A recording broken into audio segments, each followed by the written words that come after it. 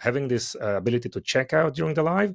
But we see that sometimes 50% of the sales are happening after the live event has already finished. After 24 hours, where that coupon code is still valid or the discount is still valid, there's still purchases around that. So people are watching the replay of the live event and continue to purchase.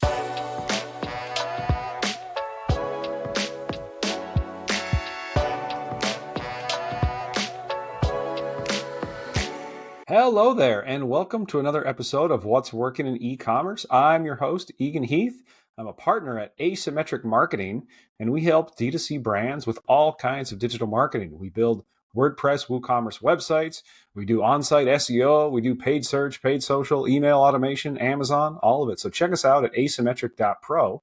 Today, I am speaking with an expert in video commerce. We have Eitan Koter, all the way from Israel, from Vimmi. Eitan, thank you so much for joining us. Thank you so much for the opportunity, Eagan. It's great to talk about what's working in e-commerce. So it's a pleasure to be here. That's right. Maybe you could talk with people of what is video commerce and what is social commerce? Maybe talk about those terms a little bit. Yeah, so video, of course, is a major component of any marketing budgets for any business. Definitely brand and retailers and any type of business who want to do some marketing. The video part is quite extensive, whether you do content through content creators, UGC, or influencer marketing. And there is a lot of budget going into video creation, primarily for brand awareness, building relationship and loyalty with consumers. Lately, in the last probably 3 to 4 years, there is a special version of that video, another category, which is what we call video commerce. And it includes inside few primary way of using video for conversion. The first one is shoppable video, where you create those short form videos, associate them to products, and create a checkout experiences on social or on your own website. And probably the other one is live shopping, where you create a live events and showcase products and giving the users the ability to check out during the experience and even to ask questions through the chat.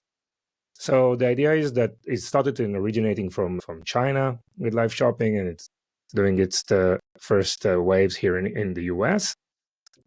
And the idea is to deploy videos across social networks, marketplaces, and your own brand.com website or any business website, and enable checkout experience, or what we call video checkout, through that video.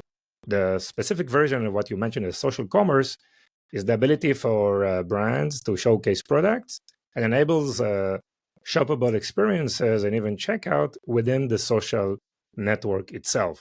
Just to give you some of the numbers, in 2023, right? Social commerce was around $1.3 trillion in all over the world. It's expected to grow to $6.2 trillion in 2030, which is like 30% of the worldwide e-commerce sales. Okay, which is really substantial in some of the markets, and for some of the brands, the primary income comes from social commerce. So it's really a mega opportunity out there. And definitely when acquisition is getting more and more difficult, brands and businesses are happy to share revenues with the channels or affiliates or social networks and to get their products exposed to more and more shoppers. Thank you for talking about that. So video is everywhere. You could have this on your Amazon listings. You could have it on your website and product pages. Obviously, it makes sense on social media. And as you're talking about, there's more and more ways to just sell directly through social media. So if you're on Shopify or WooCommerce or something like that, obviously you're selling through your site. But now there's Facebook Shop, TikTok Shop, Instagram Shop, and people maybe just be buying right from the video to social media. Is that right? Exactly. Be where your shoppers are. They already spend time and happy to initiate a purchase. So if I'm just doing this endless surfing on TikTok or Instagram Reels or YouTube Shorts, or there are like ability today, and each one of those platforms are providing a set of API and a set of capabilities to create those shoppable experiences. So in TikTok, you obviously have TikTok Shop, and you can check out within TikTok.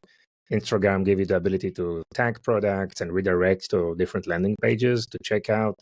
YouTube is also already in the process of introducing a new API with digital shelf capabilities. So you can introduce those clickable buttons, which are going to be available below the video player, where you can then redirect users to purchase from within the, let's say, below the video, or even in a clickable button inside that video. So there is an evolution of this platform.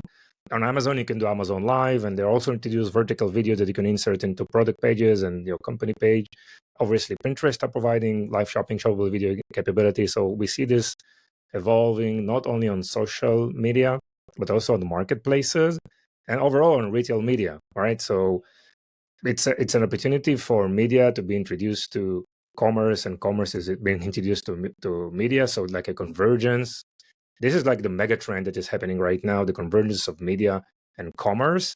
And just for the last year, we see, for example, Walmart acquires Vizio, JP Morgan launches Chase Media Solutions, Instacart are partnering with YouTube on Shoppable ads, even Costco launched Retail Media Network, Best Buy and CNET about new retail media models. So we see how commerce and businesses and e-commerce and retailers are becoming media companies, and those traditional media companies are becoming commerce, and they're introducing merchandising and products and trying to utilize the opportunity with online shopping.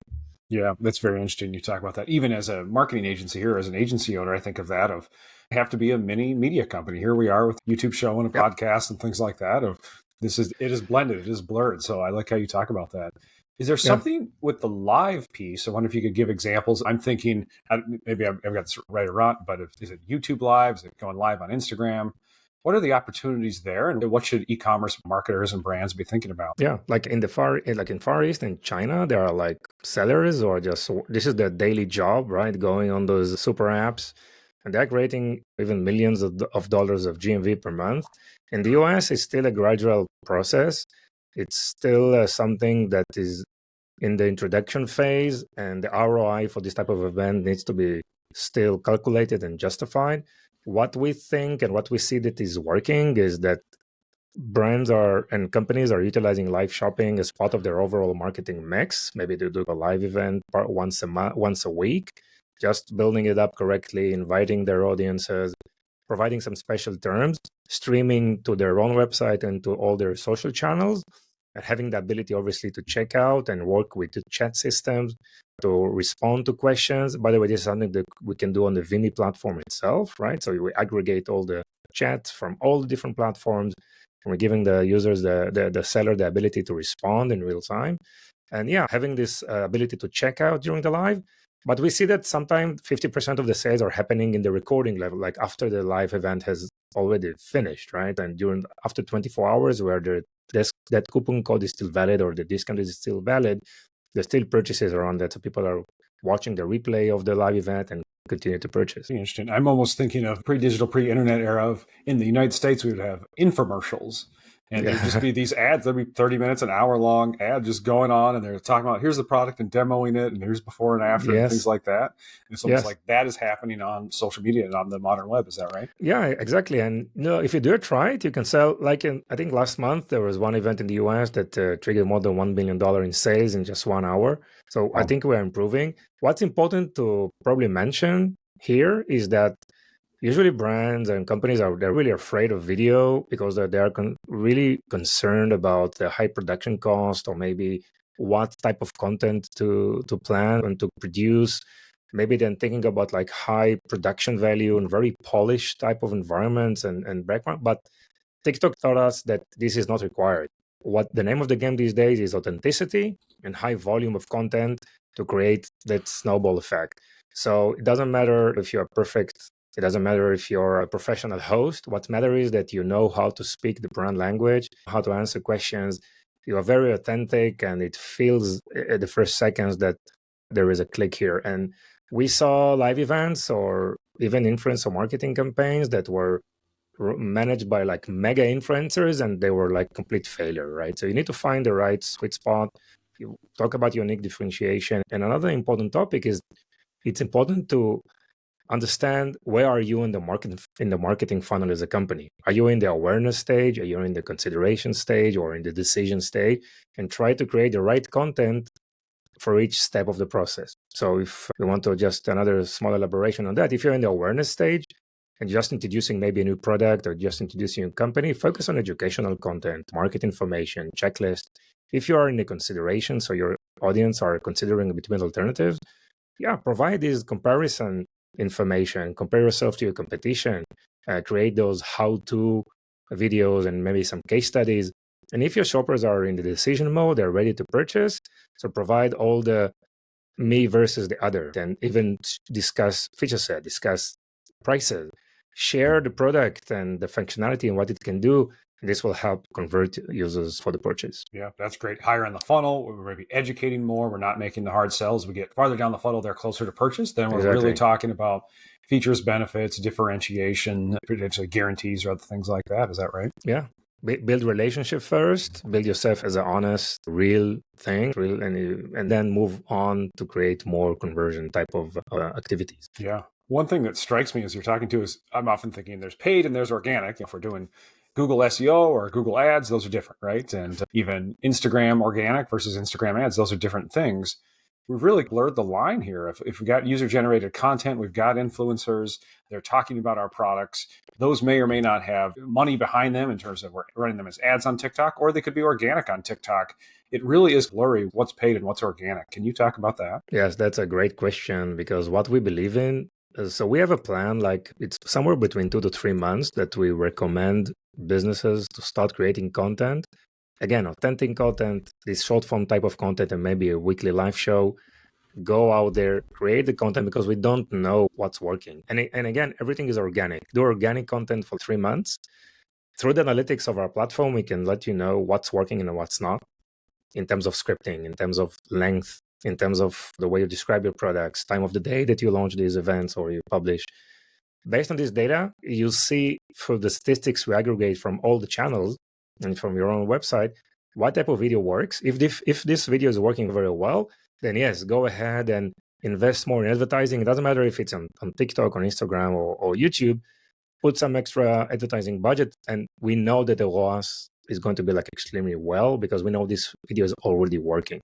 So instead of having these different silos that are working in parallel, here is something else. You just start with content, high volume, in the right stage of the funnel, see what's resonating, what's working, and then push it with advertising. So it's a different philosophy and different strategy that we try to teach our customers. Yeah, very interesting. It could be test organic, and then when you get a hit on organic, put some money behind it and really spin the flywheel. Exactly. And obviously everything based on real-time analytics with some data that we gather from all these channels. And you can work with 20 different channels, and we gather all this data and we know what's working, and then you can take a smarter decision about next steps. Yeah, very interesting. Maybe you could talk about Vimmi a little bit here, but I wonder, what are those analytics that matter? I'm thinking with a website, we might be looking at, did they go to the product page? Did they add to cart? Did they convert, right? Was there a conversion purchase? Similar sorts of ideas, maybe on Amazon, things like that. It sounds like you're getting into, I'm just going to guess, how far did they get in the video? Did they buy? Did they engage with the video? Are those the sorts of metrics you guys are looking at? Exactly. So we have all this business KPI, of course, how many people add to cart, how many people, what is the abandonment rates, conversion rates. We have all these business KPIs, but in parallel, because video is so powerful in terms of user engagement, we know so much. We know when they start, when they stop, from which device they consume, why they stop. We know a lot. We can retarget them based on various segmentation that we can do through AI and create those upselling messaging. And this is another KPI that we usually been introducing when we retargeting with a campaign. Then our people are clicking this message, or there are some conversion around that. So for us, the video is just in the center of things. There is a build-up towards the video, and there's a lot of follow-up after the video. It can be a short-form video, it can be a long-form video, or even live event. There's so much thing we can do around data, around statistics, creating those campaigns that, again, it's still part of our platform, and reach out and try to upsell or try to talk to those people who abandon the cart and try to convince them to execute the final purchase. Yeah, video is very important and so enriched with data that helps a lot for any brand. Very cool. I wonder if you could talk about Vimmi a bit. Feel free to give us a pitch on it. I'll pull up the product page. Talk to people about who should check this out and what can it do for them.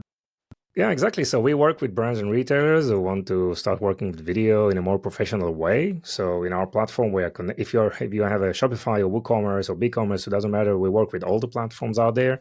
There's a one-click sync where we sync all the product pages to our platform. And then you can work with creators. We can work with influencers, create content. If you don't, we can help you with that as well. We have like packages around content creation as well. You upload, those videos are fully uploaded to the platform. And in the platform, we associate videos with product pages. Okay, once those videos are associated with product pages, there's a one-click just to publish those videos as shoppable videos across all the social media channels. And of course, on your website, you can embed that video on your website. And because videos are associated with products, automatically, if you just with a small instead of a JavaScript on your website, those videos will be populated automatically on all the product pages. So product pages are now enriched with shoppable video, which increase conversion, reduce shop abandonment, and it's very powerful functionality. That platform also provides the video studio for going live, so you can go live anytime, invite co-hosts, associate products to live sessions, obviously streaming to all the social media and marketplaces on your own website, aggregate the chat, invite moderators to respond to the chat, and execute real videos. We record all those live events and we chop them to short form videos automatically, because we know exactly when this product was presented and when the other product was presented. So, and then you have short form videos that you can again deploy the shoppable and reuse them. And of course, very powerful analytics. All the applications, all the social media networks are fully integrated to our platform. So we've implemented the latest APIs, and we try to enable as much as those platforms are providing us in terms of making video shoppable, right? And really, each platform behaves differently. We have a big metrics, like a table of that we define exactly what you can do in each platform. But this is the essence of the platform, and you can take this embeddable code, put it on your own website, but you can also send this to your affiliate partners and that you work on a B2B, and they can showcase those products also on their own website. And we can enable the redirect. For example, if you watch a video on YouTube, there is a link to purchase, you can redirect that to your own .com or to your Amazon or to your TikTok shop. It's very easy to manage that from our platform. All these redirects, which are very important in terms of whether you want to execute the real transactions. Wow, it sounds like just a hub to keep together all the places the video could be, and then how is it performing. Really appreciate that. I encourage people to check it out. It's Vimmi.net, Vimi.net. Great looking site, by the way, Eitan. Really appreciate this. And Thank you. Yeah, people should definitely check that out. And also a good reminder of have a video on all of your product pages. Amazon, your website, whatever. Yeah. That's almost consider that the expectation. We don't just have images of our products. We have videos about each one. Would you agree with that? Yes. Videos, and not just video, but interactive videos that are shoppable videos. You can actually click on a button of the video and check out within the video itself. So this is I think the breakthrough here. Future of e-commerce should be interactive. Those 2D type of pages are being with us for the last, almost 20 years. So it's time to just uplift, make it more future-proof, more interactive, and this is a very easy way to do it today with Vimmi. Love it. Well, I appreciate you coming on, telling us where this is going. We want to skate where the puck is, or skate where the puck is going, rather. We want to go toward the future and just what's next here in e-commerce. So that's what this is all about. I really appreciate that. Eitan, is there a good place for people to follow you or check out your content? I know you have a podcast as well, right? Yeah, so I have a podcast called Ecommerce. It's all things e-commerce, so check it out. In addition, I create a lot of video commerce content on LinkedIn, so you can follow me on Eitan Koter. It's EITAN KOTER. And yeah, and of course, Vimmi, VIMMI.net. This is where we can start the journey of working with our SaaS platform. Reach out if you need any help in terms of how to implement video commerce. That's our expertise. Love it. Eitan, thank you so much for coming on and sharing what's working in e-commerce. Thank you so much, Eagan. It was a pleasure.